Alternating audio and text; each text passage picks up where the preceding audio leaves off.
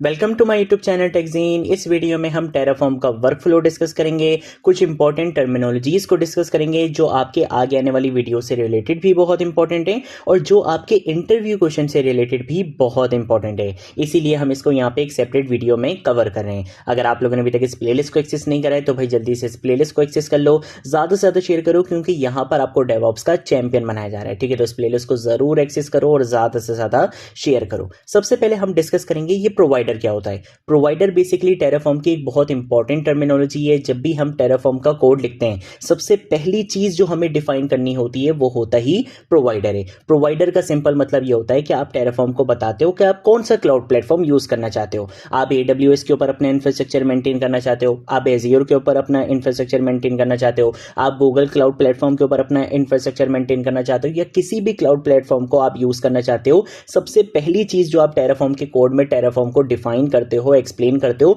वो होता ही क्या है, प्रोवाइडर है। क्या आप बताते हो टेराफॉर्म को कि भाई आपने जो इंफ्रास्ट्रक्चर मेंटेन करना है, आपने जो इंफ्रास्ट्रक्चर बेसिकली हैंडल करना है वो कौन से क्लाउड प्लेटफॉर्म पे करना है, तो वो चीज हमें बतानी पड़ती है टेराफॉर्म को किसका यूज करते हुए, प्रोवाइडर का यूज करते हुए। देन उसके बाद सेकंड चीज हमारे पास आती है रिसोर्स की, कि भाई ठीक है आपने टेराफॉर्म को प्रोवाइडर का यूज करते हुए क्लाउड प्लेटफॉर्म तो बता दिया कि भाई लेट सपोज मैंने AWS यूज करना है, लेकिन AWS पे क्या चीज यूज करनी है, कौन सी उसकी सर्विस यूज करनी है, वो चीज हम डिफाइन करते हैं रिसोर्स के अंदर। कि रिसोर्स के अंदर हम बताते हैं कि एक्चुअल चीज आपने क्या यूज करनी है, किस चीज को आपने बिल्ड करना है, किस चीज को आपने क्रिएट करना है, किस चीज को आपने हैंडल करना है। क्लाउड प्लेटफॉर्म तो आपने प्रोवाइडर का यूज करते हुए बता दिया, लेकिन उस क्लाउड प्लेटफॉर्म पे आपने क्या चीज यूज करनी है, कौन सी सर्विस। इन सिंपल वर्ड्स अगर मैं बताऊं, जो एक सिंपल वर्ड अगर हम यूज करें तो वो है सर्विस का, कि उस क्लाउड प्लेटफॉर्म की कौन सी सर्विस आपने यूज करनी है वो हम बताते हैं रिसोर्स का यूज करते हुए। रिसोर्स का यूज करते हुए हम अपने टेराफॉर्म के कोड में डिफाइन करते हैं कि भाई ठीक है मैंने आपको प्रोवाइडर में बता दिया था कि हमने AWS क्लाउड प्लेटफॉर्म पे काम करना है, लेकिन रिसोर्स का यूज करते हुए हम बताते हैं कि भाई हमने वहां पे EC2 इंस्टेंस मशीन को हैंडल करना है, उसको क्रिएट करना है, S3 बकेट पे काम करना है, RDS पे काम करना है। क्लाउड प्लेटफॉर्म की कौन सी सर्विस को बेसिकली हमने यूज करना है, वो चीज हम जब टेराफॉर्म के कोड में डिफाइन करते हैं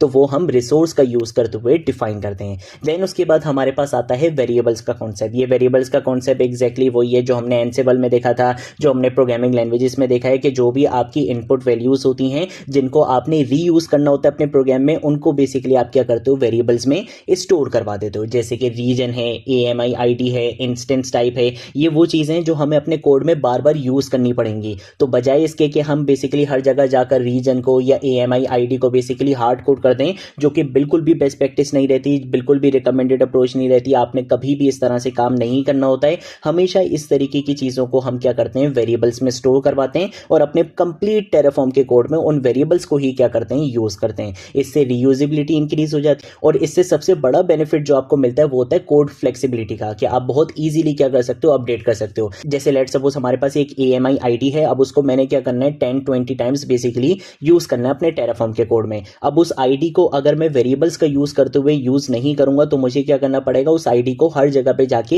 हार्ड कोड करना पड़ेगा। अब इन फ्यूचर अगर मुझे ID अपडेट करनी पड़ जाएगी तो होगा क्या, कि जितनी जगह पे जाकर मैंने हार्ड कोड किया था मुझे हर उस जगह पे जाके बेसिकली ID को चेंज करना पड़ेगा। इसी प्रॉब्लम से हमें बचा लेते हैं वेरिएबल्स का कॉन्सेप्ट। वेरिएबल का कॉन्सेप्ट बोलता है कि भाई एक वेरिएबल बनाओ और AMI ID को उसके अंदर स्टोर करवा दो, जहां जहां पे भी यूज करना है सिंपल उस वेरिएबल को यूज करो, हार्ड कोड नहीं करो। इससे बेनिफिट क्या मिलेगा, कोड की फ्लेक्सिबिलिटी बढ़ जाएगी, इजी टू अपडेट होगा, कि अगर ID अपडेट करनी होगी तो 10 जगह जाकर अपडेट नहीं करना पड़ेगा, सिंपल उस वेरिएबल की वैल्यू को अपडेट करना पड़ेगा, ऑटोमेटिकली सारी जगह पर उसकी वैल्यू अपडेट हो जाएगी। ये हमारे पास बेनिफिट होता है वेरिएबल्स का, इसलिए वेरिएबल्स का कॉन्सेप्ट बहुत इंपॉर्टेंट होता है। आपको अपने कोड में वेरिएबल्स का कॉन्सेप्ट डेफिनेटली यूज करना चाहिए। ये रिकमेंडेड अप्रोच होती है, ये बेस्ट प्रैक्टिस होती है। ठीक है, तो ये तीन बेसिकली क्या थी, बेसिक टर्मिनोलॉजीज थी। आगे आने वाली वीडियोस में भी हम कुछ टर्मिनोलॉजीज को डिस्कस करेंगे, बट ये तीन टर्मिनोलॉजीज के बारे में आपको टेराफॉर्म का कोड लिखने से पहले एटलीस्ट पता होना चाहिए। ठीक है, इसके साथ साथ एक बहुत इंपॉर्टेंट इंटरव्यू क्वेश्चन पर आते हैं, विच इज टेराफॉर्म वर्कफ्लो।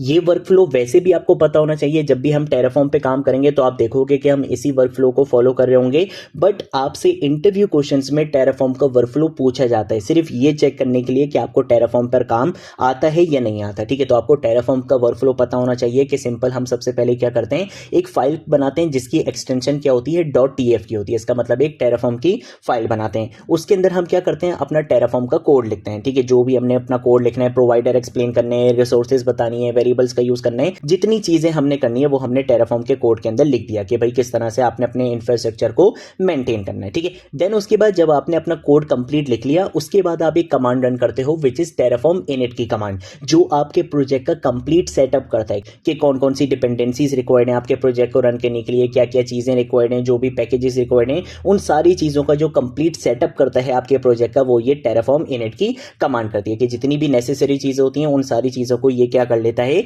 अपने आप इंस्टॉल कर लेता है। देन उसके बाद हमारे पास एक बहुत अमेजिंग कमांड होती है विच इज टेराफॉर्म प्लान की कमांड। ये बहुत जबरदस्त कमांड है। इससे होता क्या है कि आप टेराफॉर्म प्लान की कमांड जैसे ही रन करते हो, ये आपको एक प्रीव्यू दिखा देता है। प्रीव्यू दिखाने का मतलब ये है कि ये एक्चुअल में काम करने से पहले आपको बता देगा कि भाई मैं क्या काम करने वाला हूं, यानी कि ये आपका टेराफॉर्म का कोड रीड करेगा और ये बताएगा कि भाई जो इंस्ट्रक्शंस तुमने मुझे कोड में दी हैं उसके अकॉर्डिंग मुझे ये काम करना है। इससे क्या होता है बेसिकली कि आपका कोड एग्जीक्यूट होने से पहले आपको पता चल जाएगा कि हाँ भाई टेराफॉर्म आपका काम सही कर रहा है या नहीं कर रहा। तो अगर आपने कोई चेंजेस करनी होगी तो टेराफॉर्म प्लान की कमांड का यूज करते हुए आप देख सकते हो प्रीव्यू के बेसिकली टेराफॉर्म एक्चुअल में क्या चीज एग्जीक्यूट करके देगा। तो अगर आपने कोई चीज चेंज करनी होगी तो आप सिंपल क्या कर सकते हो, टेराफॉर्म के कोड में जाके चेंजेस कर सकते हो, ठीक है। तो ये बेनिफिट होता है टेराफॉर्म प्लान की कमांड का कि हम टेराफॉर्म प्लान की कमांड का यूज करते हुए चेक कर सकते हैं कि टेराफॉर्म एक्चुअल में हमें काम क्या परफॉर्म करके देगा, ठीक है। इससे ये बेसिकली आपको एक प्रीव्यू दिखा देता है। अगर वो प्रीव्यू हमें सही लगता है तो हम टेराफॉर्म अप्लाई की कमांड यूज करते हैं, जिससे क्या होता है वो एक्चुअल में उस कोड को एग्जीक्यूट कर देता है। जो भी रिसोर्सेज उसने क्रिएट करनी होती हैं, जो भी एक्चुअल में उसने काम करना होता है आपके इंफ्रास्ट्रक्चर पे, वो काम वो एग्जीक्यूट कर देता है, ठीक है। तो ये टेराफॉर्म प्लान की कमांड आपके लिए बहुत इंपॉर्टेंट है, इंटरव्यू क्वेश्चन से रिलेटेड भी और आपके टेराफॉर्म जर्नी से रिलेटेड भी, ठीक है। देन उसके बाद एक ऑप्शनल चीज है, ये भी आपको पता होनी चाहिए, अक्सर इंटरव्यू क्वेश्चंस में इसके बारे में भी पूछा जाता है कि भाई ठीक है आपने टेराफॉर्म का यूज करते हुए सारी चीजें क्रिएट कर ली, लेकिन अब मुझे क्या करना है, सारी चीजों को डिलीट करना है। तो क्या मैं डिलीट कर सकता हूं? बिल्कुल कर सकते हैं। टेराफॉर्म डिस्ट्रॉय की कमांड का यूज करते हुए आपने जितना काम किया होगा वो सारी चीजें बेसिकली क्या हो जाएंगी, डिलीट हो जाएंगी, ठीक है। तो ये वर्कफ्लो बेसिकली पता होना चाहिए, ये बहुत इंपॉर्टेंट है इंटरव्यू क्वेश्चन से रिलेटेड भी और आगे आने वाली वीडियो से रिलेटेड भी।